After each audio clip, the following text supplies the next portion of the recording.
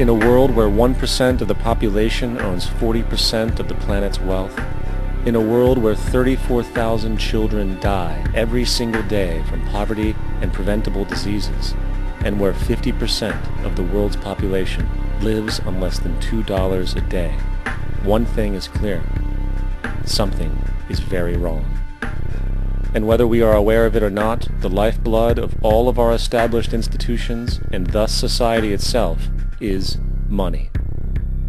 Therefore, understanding this institution of monetary policy is critical to understanding why our lives are the way they are. Unfortunately, economics is often viewed with confusion and boredom.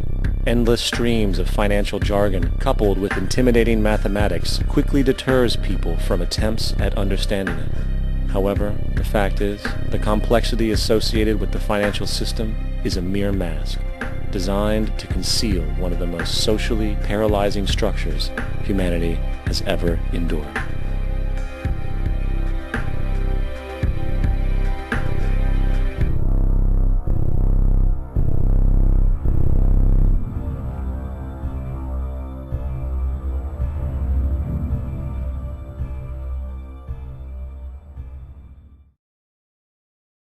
A number of years ago, the Central Bank of the United States, the Federal Reserve, produced a document entitled Modern Money Mechanics. This publication detailed the institutionalized practice of money creation as utilized by the Federal Reserve and the web of global commercial banks it supports. On the opening page, the document states its objective. The purpose of this booklet is to describe the basic process of money creation in a fractional reserve banking system. It then proceeds to describe this fractional reserve process through various banking terminology, a translation of which goes something like this. The United States government decides it needs some money, so it calls up the Federal Reserve and requests, say, $10 billion. The Fed replies saying, sure, we'll buy $10 billion in government bonds from you. So the government takes some pieces of paper, paints some official-looking designs on them, and calls them treasury bonds. Then it puts a value on these bonds to the sum of $10 billion and sends them over to the Fed. In turn, the people at the Fed draw up a bunch of impressive pieces of paper themselves, only this time calling them Federal Reserve notes, also designating a value of $10 billion to the Fed.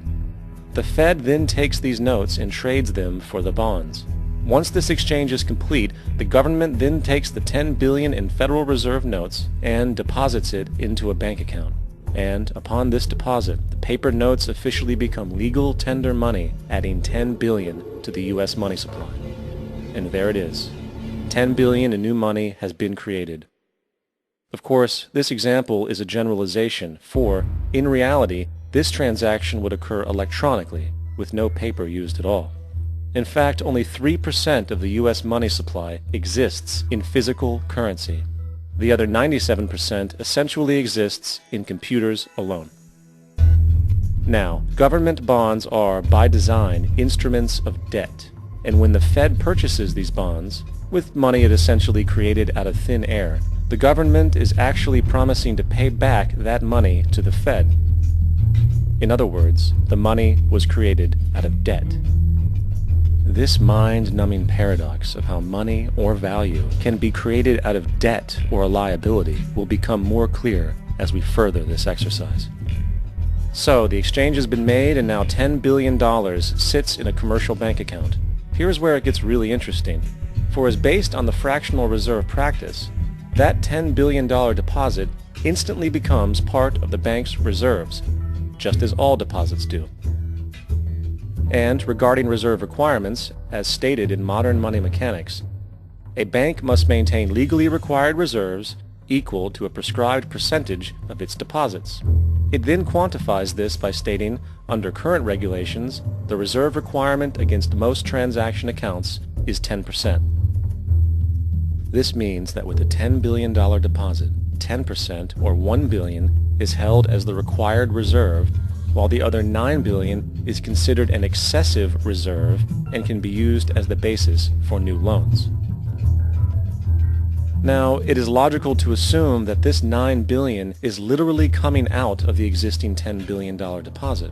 However, this is actually not the case. What really happens is that the $9 billion is simply created out of thin air on top of the existing $10 billion deposit. This is how the money supply is expanded.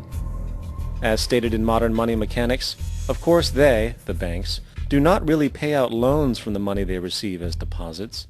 If they did this, no additional money would be created. What they do when they make loans is to accept promissory notes, loan contracts, in exchange for credits, money, to the borrower's transaction accounts. In other words, the $9 billion can be created out of nothing simply because there is a demand for such a loan and that there is a $10 billion deposit to satisfy the reserve requirements.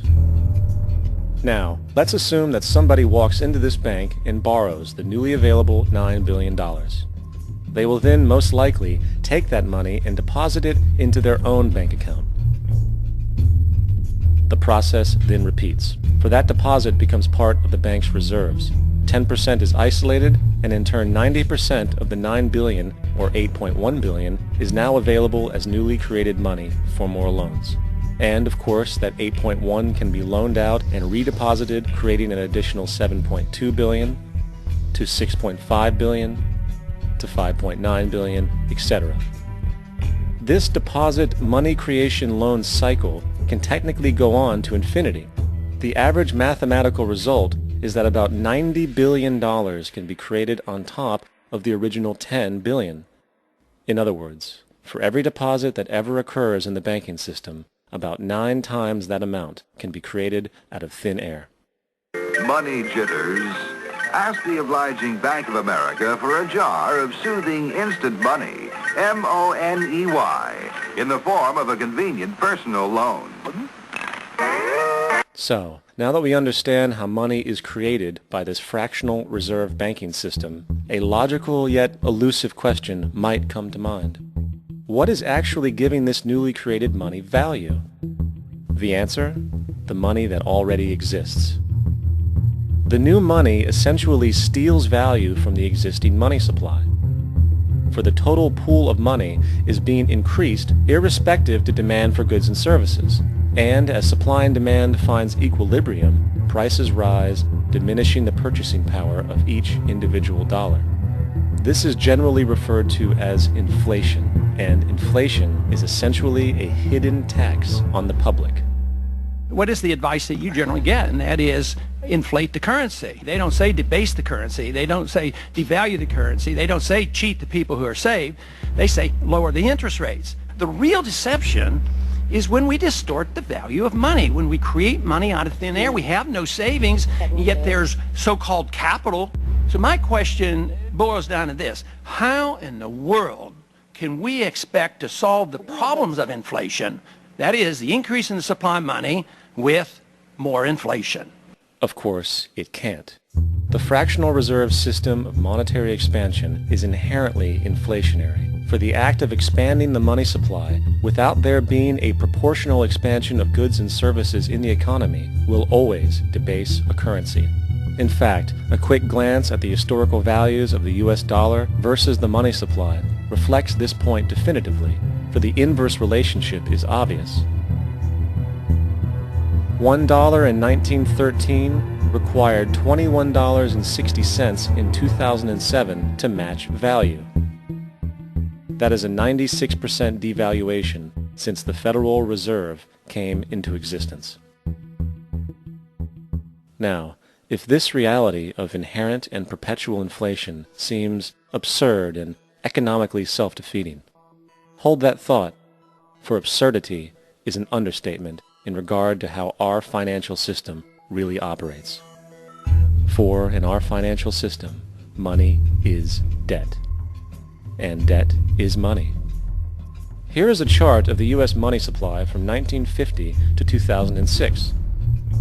Here is a chart of the U.S. national debt for the same period. How interesting it is that the trends are virtually the same. For the more money there is, the more debt there is. The more debt there is, the more money there is. To put it a different way, every single dollar in your wallet is owed to somebody by somebody. For remember, the only way the money can come into existence is from loans. Therefore, if everyone in the country were able to pay off all debts, including the government, there would not be $1 in circulation.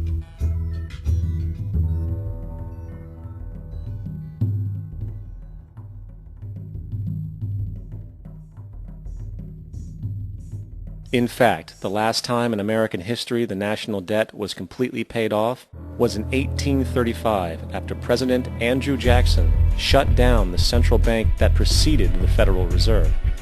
In fact, Jackson's entire political platform essentially revolved around his commitment to shut down the central bank, stating at one point, "The bold efforts the present bank has made to control the government are but premonitions of the fate that awaits the American people should they be deluded into a perpetuation of this institution or the establishment of another like it."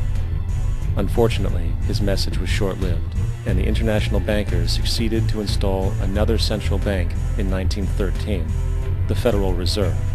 And as long as this institution exists, perpetual debt is guaranteed. Now, so far we have discussed the reality that money is created out of debt, through loans. These loans are based on a bank's reserves, and reserves are derived from deposits. And through this fractional reserve system, any one deposit can create 9 times its original value, in turn debasing the existing money supply, raising prices in society. And since all this money is created out of debt and circulated randomly through commerce, people become detached from their original debt, and a disequilibrium exists where people are forced to compete for labor in order to pool enough money out of the money supply to cover their costs of living. As dysfunctional and backwards as all of this might seem, there is still one thing we have omitted from this equation. And it is this element of the structure which reveals the truly fraudulent nature of the system itself: the application of interest. When the government borrows money from the Fed, or when a person borrows money from a bank, it almost always has to be paid back with accrued interest. In other words, almost every single dollar that exists must be eventually returned to a bank with interest paid as well. But if all money is borrowed from the central bank and is expanded by commercial banks through loans, only what would be referred to as the principal is being created in the money supply. So then, where is the money to cover all of the interest that is charged? Nowhere. It doesn't exist. The ramifications of this are staggering, for the amount of money owed back to the banks will always exceed the amount of money that is available in circulation. This is why inflation is a constant in the economy, for new money is always needed to help cover the perpetual deficit built into the system, caused by the need to pay the interest. What this also means is that mathematically, defaults and bankruptcy are literally built into the system, and there will always be poor pockets of society that get the short end of the stick. An analogy would be a game of musical chairs, for once the music stops, somebody is left out to dry. Due to the fractional reserve practice, but also because of the fact that the money that the bank loaned to you didn't even legally exist in the first place.